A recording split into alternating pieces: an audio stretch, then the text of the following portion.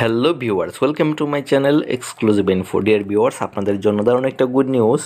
আবারও আপনাদের জন্য দারুণ একটা গুড নিউজ, কারণ আগরতলার মধ্যে কিন্তু আপনাদের পোস্টিংটা হবে। আজকে যে ভিডিওটা নিয়ে আলোচনা করব সেটা হলো ইন্টেলিজেন্স ব্যুরোতে, অর্থাৎ আইবিতে এমটিএস পদে নিয়োগ করা হবে, যেখানে প্রচুর সংখ্যক ভ্যাকেন্সি রয়েছে এবং বেতন কিন্তু 18,000 থেকে 56,000 টাকার মধ্যে থাকবে আপনাদের বেতন। আর আপনার 10-12 গ্রাজুয়েশন প্রত্যেকের জন্য কিন্তু এখানে ভ্যাকেন্সি রয়েছে। তো অবশ্যই ভিডিওটা শেষ পর্যন্ত দেখবেন। এটাতে কী কী কোয়ালিফিকেশান এবং কোন পোস্টের জন্য কোন কোয়ালিফিকেশান, এটার সিলেকশন প্রসেস, এটার এক্সাম কোথায় হবে, সমস্ত কিছু কিন্তু আমি এটাতে ডিটেলসে আলোচনা করে দেবো। তো অবশ্যই ভিডিওটা শেষ পর্যন্ত দেখবেন। এবং আরও বর্তমানে কিন্তু আগামীকালকে পরের দিন আমি কিন্তু আরেকটা ভ্যাকেন্সি আপনাদের জন্য নিয়ে আসবো, সেটা অবশ্যই আপনারা ভিডিওটা দেখবেন। এবং যারা অ্যাপ্লাই করবেন অবশ্যই আমার সঙ্গে যোগাযোগ করবেন 8794953460 এই নাম্বার। তো সবার প্রথমে দেখে নেব এখানে কোন ক্যাটাগরির পোস্ট রয়েছে, এটার স্যালারি, এটার কোয়ালিফিকেশান, সমস্ত কিছুই কিন্তু আমি এটাতে ডিটেলসে আলোচনা করে দেব। তো প্রথমে যে পোস্ট সেটা হলো এমটিএস পোস্টের মধ্যে কিন্তু নিয়োগ করা হবে, যেখানে গ্রুপ সি ক্যাটাগরির নন গেজেটেড বা নন মিনিস্ট্রিয়াল, অর্থাৎ আপনি এমটিএস মানে গ্রুপ সি ক্যাটাগরির পোস্টে কিন্তু আবেদন করবেন। এবং এটা কিন্তু সম্পূর্ণ কিন্তু সেন্ট্রাল গভর্নমেন্টের জব এবং পোস্টিং কিন্তু আপনাদের আগরতলাতেই হবে। যারা আগরতলা থেকে অ্যাপ্লাই করবেন আগরতলাতে পোস্টিং হবে, যারা ওয়েস্ট বেঙ্গল থেকে আবেদন করবেন আপনাদের ওয়েস্ট বেঙ্গলে কিন্তু পোস্টিংটা হবে। তো অবশ্যই এটা আপনাদের জন্য দারুণ একটা অপরচুনিটি হবে। যারা আপনাদের নিজস্ব স্টেটে সেন্ট্রাল গভর্নমেন্টের জব করতে ইচ্ছুক তো অবশ্যই এটার মধ্যে আবেদন করবেন। তো অবশ্যই আপনারা আশা করছি এই ভিডিওটা শেষ পর্যন্ত দেখবেন।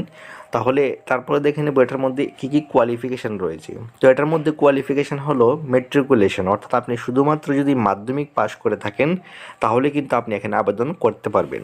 আর এটার ক্ষেত্রে আরেকটা জিনিস গুরুত্বপূর্ণ, আরেকটা ছোট্ট একটা জিনিস, সেটা হলো যারা যেই স্টেট থেকে আবেদন করবেন সেই জায়গার কিন্তু পিআরটিসি প্রয়োজন হবে। অর্থাৎ আপনি যারা ত্রিপুরা থেকে দেবেন এটা কিন্তু সম্পূর্ণ ত্রিপুরার ক্যান্ডিডেটের জন্যই ভ্যাকেন্সিটা হবে। এবং যারা ওয়েস্ট বেঙ্গল থেকে দেবেন আপনাদের ওয়েস্ট বেঙ্গলের জন্য কিন্তু পোস্টিংটা হবে এবং আপনাদের ওয়েস্ট বেঙ্গলের লোকে কিন্তু অ্যাপ্লাই করতে এখানে পারবেন। তো অবশ্যই আপনাদের জন্য এটা গুড নিউজ হবে, কারণ এখানে দেখুন বলা রয়েছে position of domicile certificate of that state against which candidate has applied on closing date of application, অর্থাৎ আপনি যে স্টেট থেকে অ্যাপ্লাই করবেন সেই স্টেটের কিন্তু আপনার পিআরটিসি প্রয়োজন হবে। তো অবশ্যই গুড নিউজ, আগরতলার জন্য যে পোস্টিং রয়েছে শুধুমাত্র ত্রিপুরা ক্যান্ডিডেটই কিন্তু এখানে আবেদন করতে পারবেন। তো অবশ্যই আমাদের রাজ্যের মধ্যে কিন্তু কম্পিটিশনটা হবে। তো পোস্ট সংখ্যা যতই থাকুক আপনারা অবশ্যই যদি সেন্ট্রাল গভর্নমেন্টে চাকরি করতে চান তাহলে অবশ্যই এটা ফিল আপ করবেন। আর এটার মধ্যে কম সংখ্যক ভ্যাকেন্সি হলে কিন্তু অনেকে আবেদন করতে চায় না, কারণ ভাবে যে পোস্ট কম আছে আমি কেন অ্যাপ্লাই করবো, অ্যাপ্লাই করে কী লাভ হবে। তো প্রত্যেকে আমি বলবো একটা পোস্ট যেহেতু আছে আপনি একটা পোস্টের জন্য আবেদন করুন। এরকম যদি সবাই ভাবে যে না আমি আবেদন করবো না পোস্ট কম, তাহলে তো পুরোটা আমার যে প্রসেসের মধ্যে কম্পিটিটরই থাকবে না, তাই না? তো প্রত্যেকে আবেদন করুন, এটা আপনার জন্য গুড নিউজ হবে।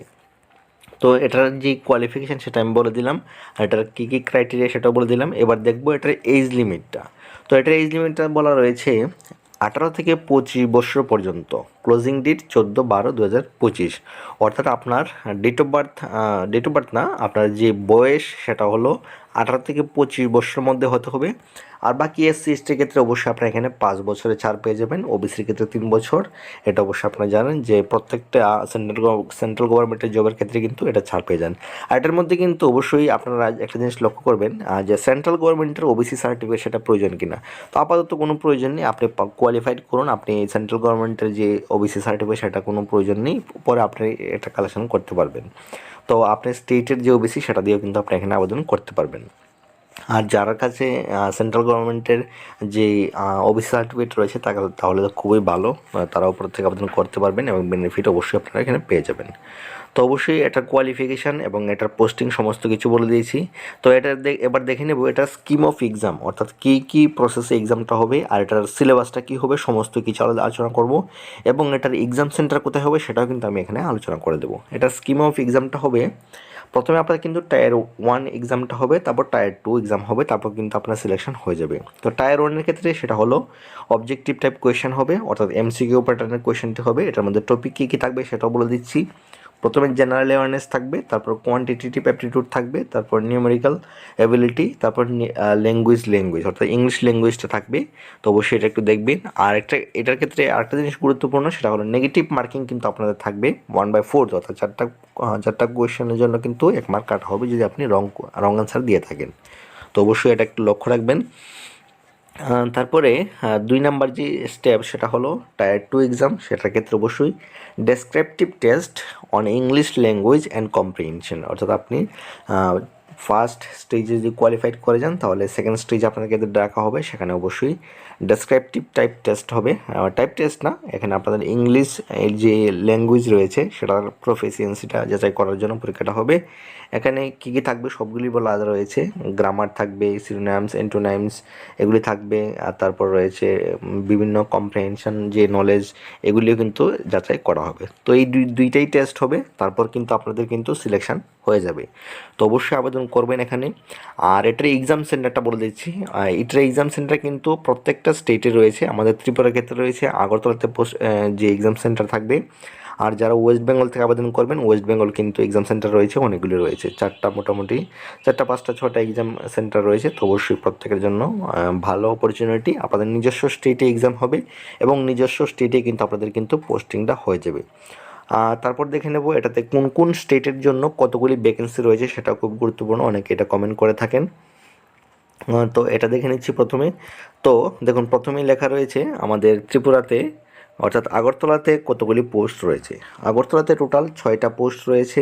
ইউআর জন্য 2টা পোস্ট রয়েছে। এখানে ওবিসির ক্ষেত্রে এখানে কিন্তু কোনো পোস্ট নেই। তো যারা ওবিসি ক্যান্ডিডেট রয়েছেন আপনারা কিন্তু ইউআর হিসাবে আপনারা এখানে আবেদন করতে পারবেন। তারপর এসসির জন্য 1টা পোস্ট রয়েছে, এসটির জন্য 2টা পোস্ট রয়েছে। তো অবশ্যই আপনারা পোস্টের সংখ্যাটা একটু দেখে নেবেন। আর যারা ওবিসি ক্যান্ডিডেট তাদেরকে বলবো আপনারা অবশ্যই ইউআর হিসাবে আপনারা আবেদন করবেন। আর বাকি ওয়েস্ট বেঙ্গলের জন্য কতগুলি ভ্যাকেন্সি রয়েছে আপনারা সেখানে দেখতে পারবেন। তো এখানে কলকাতার জন্য কতগুলি ভ্যাকেন্সি এখানে লেখা আছে, দেখুন আপনারা কলকাতার জন্য রয়েছে। কলকাতার জন্য কিন্তু ভ্যাকেন্সি কম, শুধুমাত্র 1টা ভ্যাকেন্সি রয়েছে। তো এটা অবশ্যই দেখবেন। আর বাকি আমাদের ত্রিপুরাতে কলকাতা থেকে বেশি ভ্যাকেন্সি আছে। তো অবশ্যই এটা গুড নিউজ আপনাদের জন্য। তো প্রত্যেকে আবেদন করবেন এখানে। আর এটা কোয়ালিফিকেশান, এজ লিমিট সমস্ত কিছু বলে দিলাম। তারপর যদি আপনার কোনো কোয়েশ্চেন থাকে তাহলে অবশ্যই জানাবেন, আমি কমেন্টে কিন্তু প্রত্যেকের আনসার দিয়ে দেবো।